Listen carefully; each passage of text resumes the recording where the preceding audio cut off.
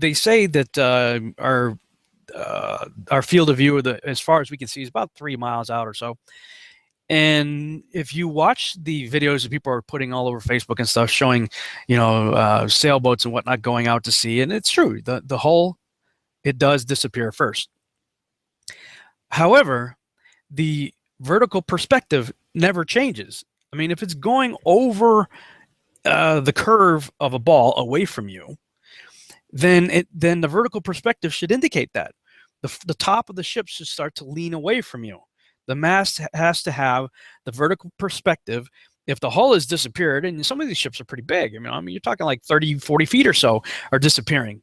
So, I mean, if that much is being hid by an alleged curve, then that much of a leaning away needs to be evident in the visual perspective. But the vertical perspective never changes. There's videos out there showing people zooming across water, looking at New York City from 20 miles away. And yet, even though some of this, the lower levels, you can't see the street level because water's obscuring it, the buildings are all perfectly straight up and down. They are not in any way, shape, or form leaning away from you or leaning to the left or the right, as should be on a ball, because it curves not only away from you, but it curves to the left and the right.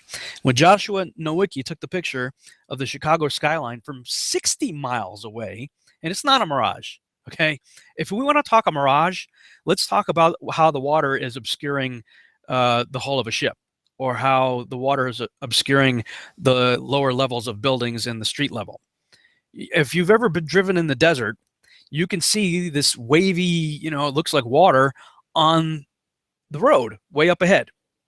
The ground gets all distorted and gets out of whack. However, in the distance beyond that, the mountains are perfectly clear. They look just fine. Their perspective is as should be if it's on a straight plane.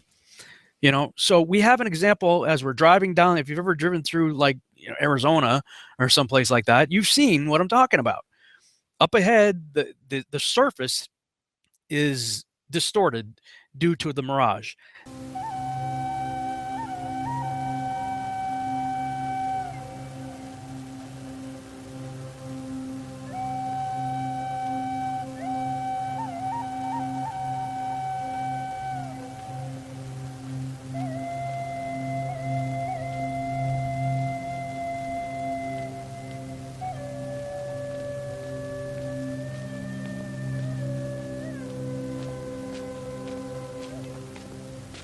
Hello, I'm Robert Kraft. Welcome to the Experiment of the Week.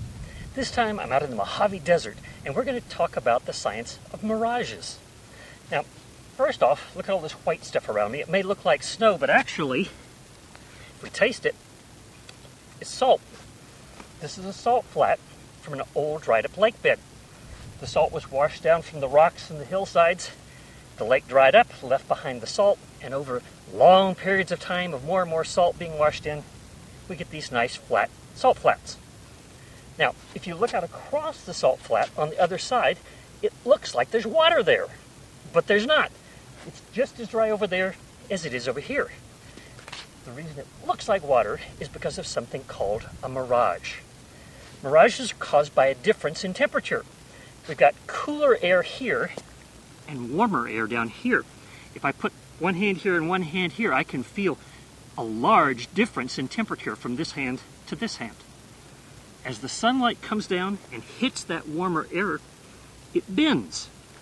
Because the warmer air is less dense than the cold air, anytime light travels from one density to another, it will bend. And it's going to bend upwards. So as it comes through the cold air and hits the warm air, it bends this way, curving that light back up to our eyes. And so we see reflections of the hillsides, reflections of things over there that looks like light reflecting off water. But actually it's refracting off that layer of warm air. Now you don't have to go to a salt flat in the desert in order to see a mirage. You can see a mirage just driving along the road. Especially on a nice hot day, the road heats up, forms that hot layer of air right along its surface. And when you look ahead, especially on flat areas or as you crest the top of a hill, you'll see what looks like water on the road. But again, there's no water there. It's a mirage.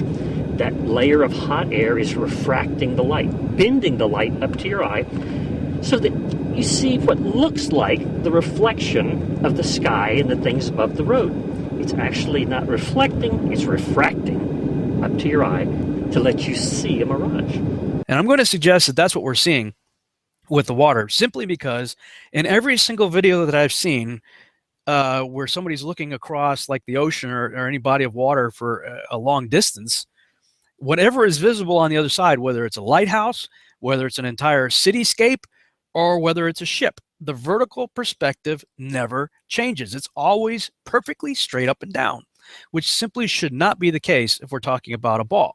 And to this guy's point, Carpenter's point, if the ship is really disappearing, 40 feet of a hull or so is disappearing over an alleged curvature of a ball, then we're on a very small ball.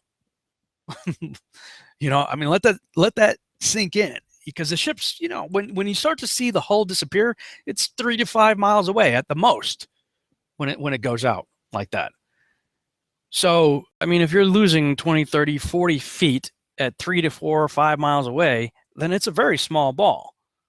But I'm going to suggest that's not the case at all, because when we see the ship go out, it goes straight down, hull first, straight down, but never changing in its vertical perspective. We never have the illusion of it going over the curve. So I'm going to suggest that what we're seeing is the same exact effect that we see when a car disappears wheels first into a mirage.